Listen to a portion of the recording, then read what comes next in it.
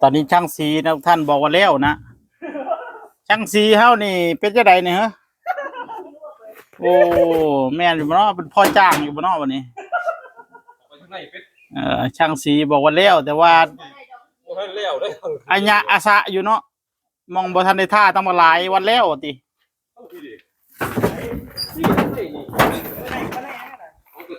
ว่าทั้งปีแม่ดอกเดี๋ยวไปซ่องเบิ่งให้นี่นะแล้วนี่นะนี่ดิยังนี่ต้องมาหลายอยู่นี่ลายกักซากอยู่มื้อนี้ดิเห็นบ่นี่มันหลายอยู่เด้ถ้าแล้วลองไปเก็บงานเบิ่งนี่เห็นบ่นี่ยังเป็นเล็กโคโลอยู่นี่ยังเลาะเบิ่งก่อนทั้งสีทั้งสวยนั่นล่ะบ่แล้วเด้อนะหน้าท่าก็บ่แล้วเนาะน่ะ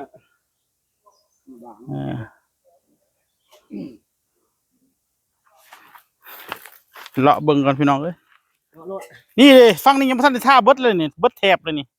ยาวไปพุ่นเลยนี่ยาวมาพี่ยี่มาสุดพี่บุญนี่ฟังนี่บ่ได้ท่าเบิดเลยนี่เหลืออยู่นี่ นี่เส้นนี้ก็ยังอยู่นี่เอาจะว่าแล้วไหม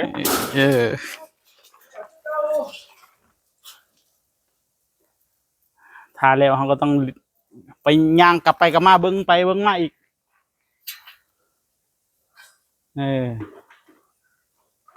ระบบน้ำประปาใช้ได้แล้วพี่น้องเอ้ยนี่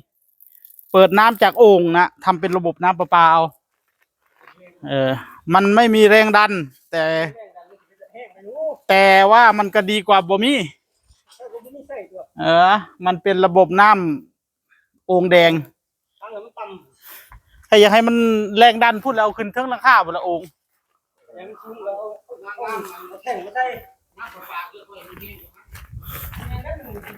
ดีคือระบบน้ำนะท่านทางวัด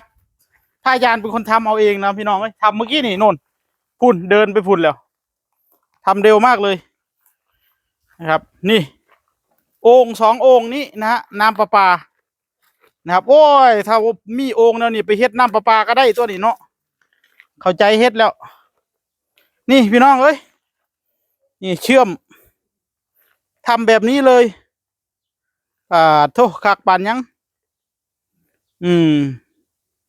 นี่ซื้อท่อซื้ออะไรมาเชื่อมเฮ็ดแบบนี้เอาเลยนะครับแล้วก็ทำวาล์วปิดเปิดอยู่นี่นะ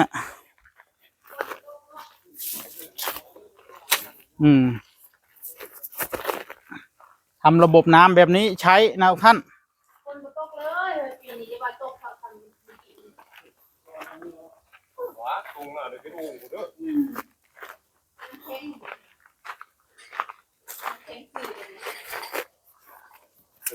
องมันขอนหน่อยไหมมันเห็นจังได๋มันดีมันแห้งเนาะดีมันแห้งแล้วมันตกมันก็ก็สมันแล้วมันตกก็ได้ใครกูบ่ตกอยู่บ่ตกยังฮ้อนพวกนี้ก็เลยตกยืนผู้เดียวแล้วบ่ให้ตกไม่ทันเวลาในบ่าย3น่ะบ่อยากให้มันตกเลยเนาะบ่ต้องตกเลยพอเลยบ่ให้ตกเลยสร้างเพิ่นบอกทางสิบ่ต้องตกเลยตั้งแต่นี้ต่อไปนะฝนน่ะนะกินยังบัดนี้มันกินยังบัดนี้สูบน้ำบาดาลเอาอยากพอได้อยากเฮ็ดหน้าก็ได้น้ำรอบมือตายกินยังบ่ตกแล้วกินแก็บสังสีเฮาบอกว่าอันตั้งแต่นี้ต่อไปฝนจะตกบ่มักกินแก็บกินห้ำกินกาแฟเลยเด้อ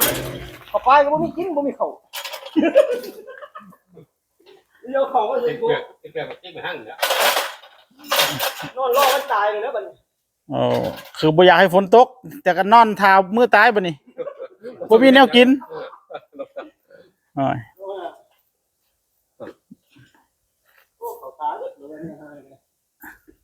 เงินเลยมันเข้าตาล่อมันตายด้วยแล้วล่อมันตายแล้วก็ตายเห็นไหม อ๋อจะได้ก็ได้ตายคือเก่าเนาะบ่มีไผว่าอยู่จะคนฮอดพันปีดอกเนาะ เก่าก็ซื้อพวก3โลกมีชัวร์บ่กลับเลยเดี๋ยวนี้บ่ซื้อเลยบ่อยากกลับหมอนตับแตกตลอดซื้อเลยบ่กลับ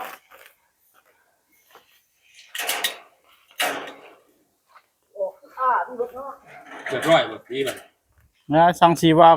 แล้วเนี่ยก็สิหลายมองอยู่บ่ทันได้ท่านี่ คิดได้แล้วเนาะมึงเลยไอ้หมวกทำไม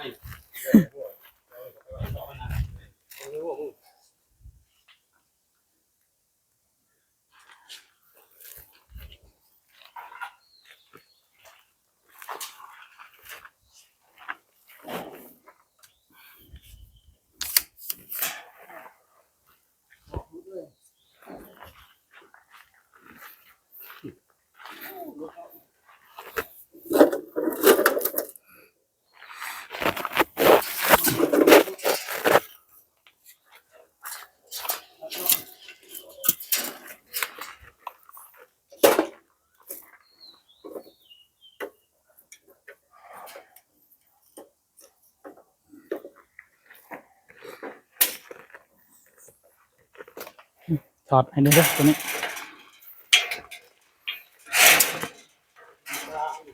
ถอดตัวนี้ไปก่อนก็ได้ตัวนั้นไว้ก่อนจังหน่อย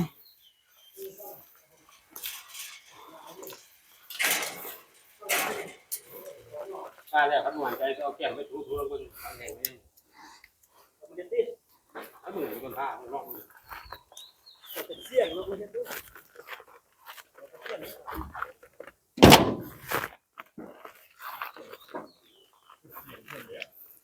มองรอยเสื่อมผู้นำเพิ่นน่ะเด้อมองนั่นนี่รอยเสื่อมให้มันมองเสื่อมนั่นล่ะใส่มันนี่ยัดเข้าหูโลด ยังบ่ได้เห็นเนาะ ยัดเข้าหูนำนี่ เขาล้นเลิศอ่ะอยากทายเพิ่นยังรู้เลยเจ้าคนดังคนดังเห็นมาทายก่อยเปลี่ยนชื่อกระปอมเลยก่อย ก็เป็นการแล้วรักแล้วก็เอ๊ะ เดี๋ยวไมโครโฟนให้เราอยู่เนี่ยเอ้า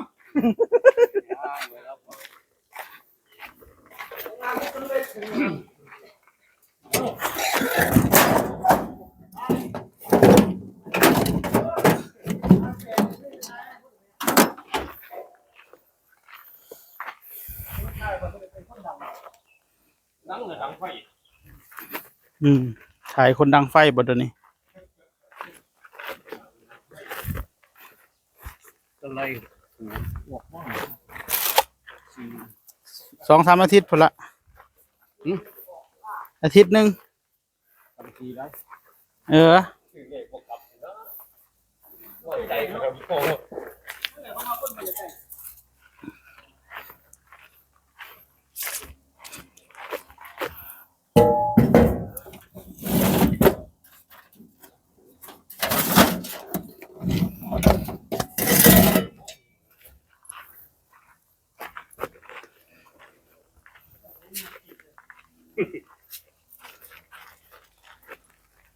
ได้ต้มน้ำลึกที่ปอแล้วมั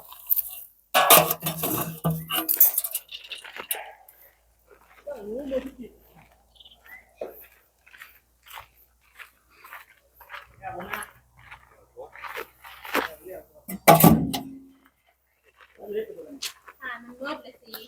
มันแบบมันเหลือ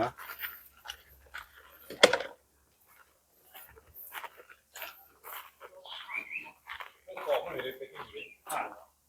ท่าเลยดิท่าบ่ได้เด้ นี่ใส่มองเชื่อมมันนี่นี่มองเชื่อมนี่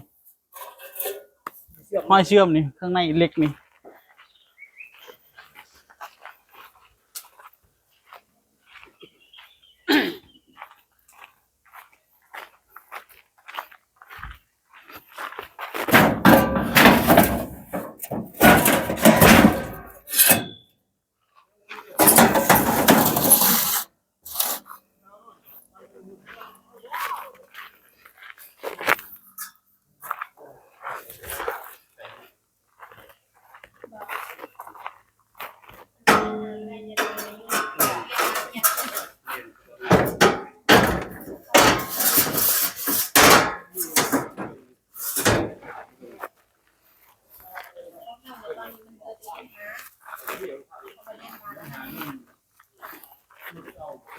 ายอยู่ที่เดินหา